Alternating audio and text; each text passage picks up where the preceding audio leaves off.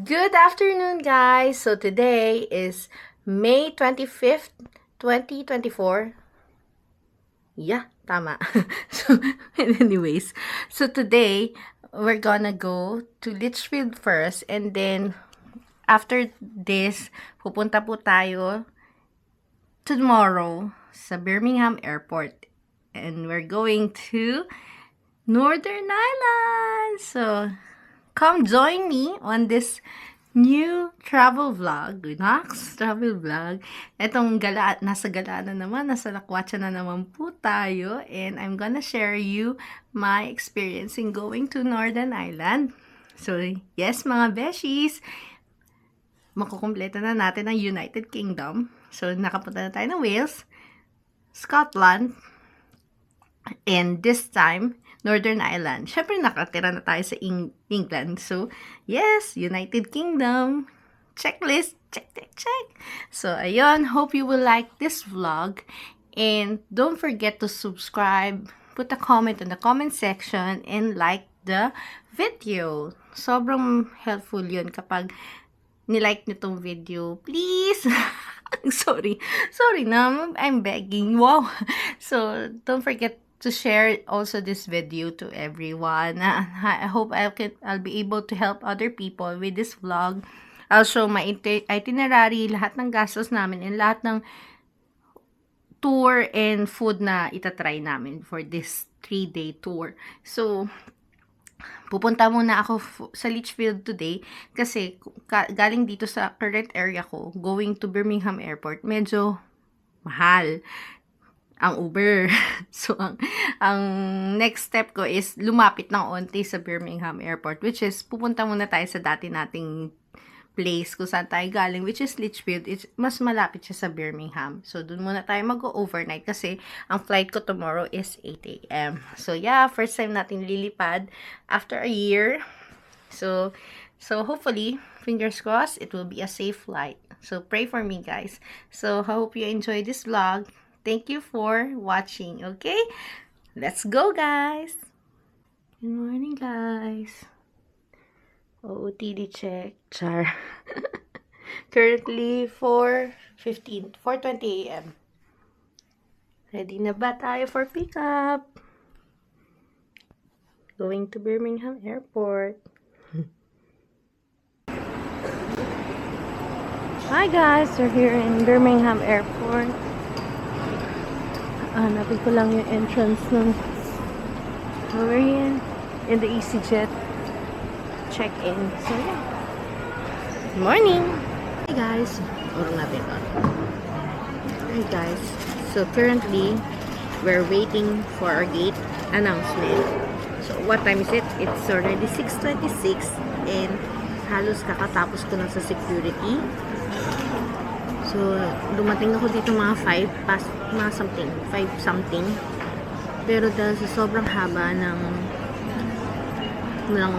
security line, inabot ako ng an hour higit. Kasi sobrang kasi under renovation tong Birmingham Airport. So, yung security line nila ang pinaka-hassle. Actually, they advise na you arrive here in the airport 3 hours before your flight kasi nga napaka-hassle nung security line nila. Pero mukha siyang worst. Mukha siyang malala. Pero mabilis naman yung transition. Nakakahilo lang kasi ganun. So, yun yung hassle niya. Para sa akin, sobrang hilong-hilo na ako kanina. Pero, survive naman tayo. Ano lang ako, mareklamo lang ako today kasi nga, nahilo talaga ako. Pero, kung i-compare ko siya sa hassle ng ginagawa ng Pilipinas, sorry, mas okay pa to. Mas okay pa tong Birmingham. Pero anyways, if you're gonna be riding here in Birmingham Airport, you're flying here, yeah, you're supposed to be going here 3 hours before the flight. And, yeah, para hindi ka ngarag sa flight mo. So, ayun, so far, I survived my security check. Just, kahit di mo na-print yung boarding pass mo, need mo lang i-pascan yung boarding pass. Niready ko yung passport ko and my BRP. Just in case, pero hindi naman hinanap. Boarding pass lang talaga. So, I have everything. Ito yung dala ko lahat. Hindi naman ako questions na dala ko. So, just don't bring anything more than 100 ml. Yung usual. Eh, nasaktuhan ako dun sa pag-check sa shoes. So, I have to remove my shoes as well.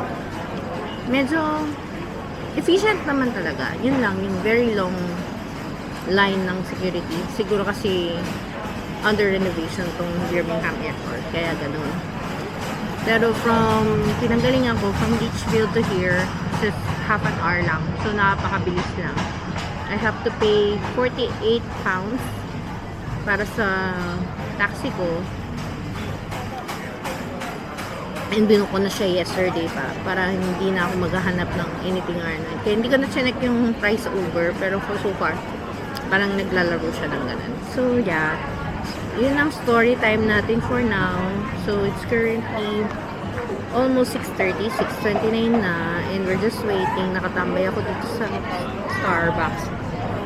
Hindi ko alam kung ma-share ko, pero ipakita ko sa inyo yung place.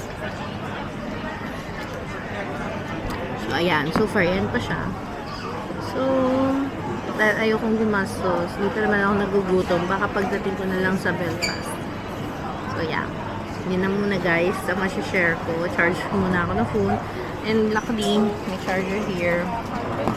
So, charge muna tayo ng mga pwede natin i-charge. And, check ako ulit ng gate. Kasi wala pang gate announcement doon sa inihintay ko. So, I'm using EasyJet. So yeah, yun na nga. I'm flying to Belfast. So, it only cost me 60 pounds plus going to Belfast. Round trip na siya. So, napakamura. So, yung fear ko lang kasi yung size. Wala kasi ako na check-in baggage. So, medyo stick daw sila sa bag size. Pero so far naman, pwede ka naman siya. So, hopefully, hindi tayo masita. Pero hindi naman ako over package. Sana. Okay. So far, yan muna ang kwento. So, hopefully, later, I'll announce which gate I'll share to you guys sa gate ako. Try kong mag-video ng ano itsura, ng ano. So, after security, madadaanan ka ng parang kung ano-ano mahabang daanan na naman. And then, duty-free na yung mag-pick us. So, I'll check again at 7 o'clock kung anong gate tayo. Okay? Hi. Adventure to, guys. Solo traveling muna tayo for today's video. Okay. So, ba't na lang ano eh? So, we're currently walking towards gate 43.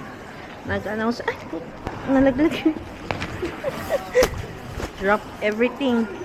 So, again, we're going to gate 43.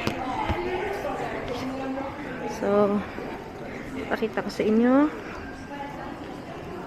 ang picture. So, yeah, sabi 43 Belfast. Let's go. Diyos ko, dulong-dulo pa pala. Okay, let's go. So, we're currently in gate 43. And I think this is the plane that we're gonna be riding on, EasyJet. So, yeah. I'm gonna show you guys the app that I used.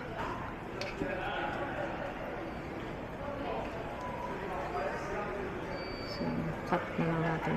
So, at first, you download the EasyJet app, and then easier kasi you can just book the flights easy. So, medyo mas mura talaga dito sa EasyJet. And then, dali lang. And then, just show your boarding pass. Medyo mabagal ang internet ko dito, mga guys. So ayan. Just gonna be, flight status. Wow. Naka-ready na. Well, anyway. I didn't book any luggage. So, nakalusot naman tayo sa may gate. Hindi naman na-question yung bag ko. I'm just gonna show you what I bought. So, ayan. Ay, okay. Nagdala rin ako ng extra. So, ayan. Yep. Waiting for the Boarding. So,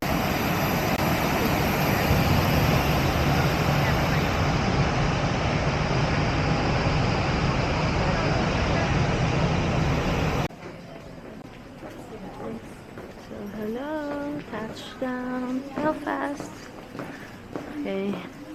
Let's look for the exit and wait for Ivy.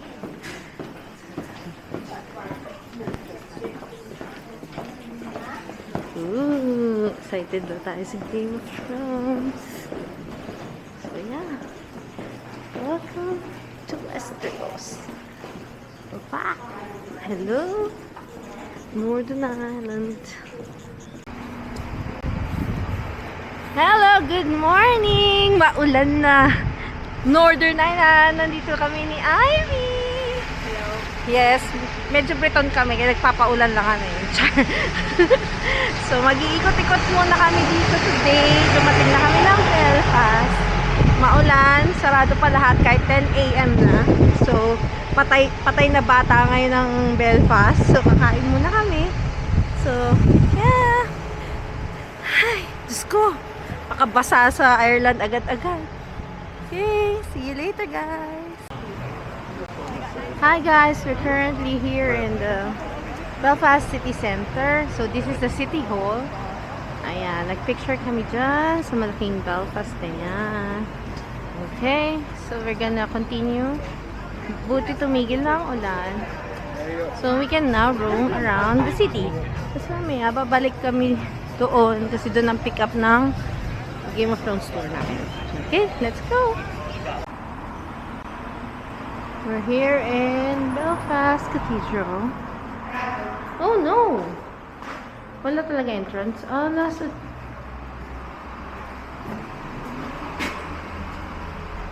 baka may ano, may simba. Kaya, hindi natin nakapasok. May simba, guys. Hindi namin siya mapasok. Maninilip na lang kami. So, nandito tayo sa Belfast Cathedral. Okay.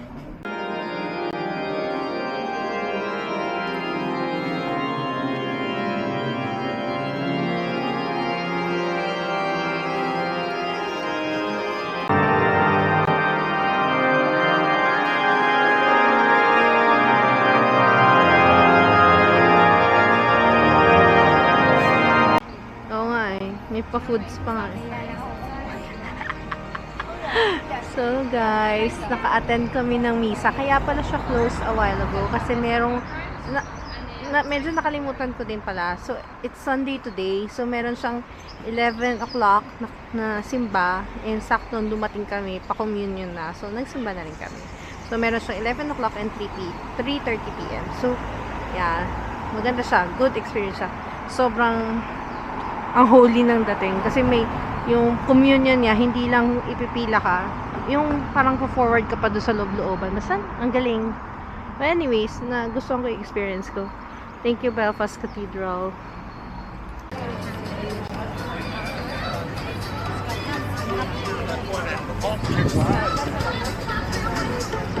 Lakad-lakad muna kami.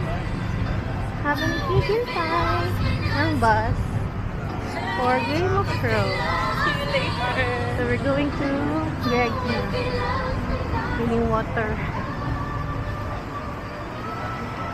Ivy, natutuwa ka ba nakikisama sa atin ng weather? Kasi may doon na yung rain. Oo, hindi na tayo basang sisi for today's video. Okay, may start. Honestly, I think Yan yung City Hall. Wala. Yan. Stop over muna kami sa Greg's. Dahil nagtitipid kami. Ito pa no. Okay, let's go.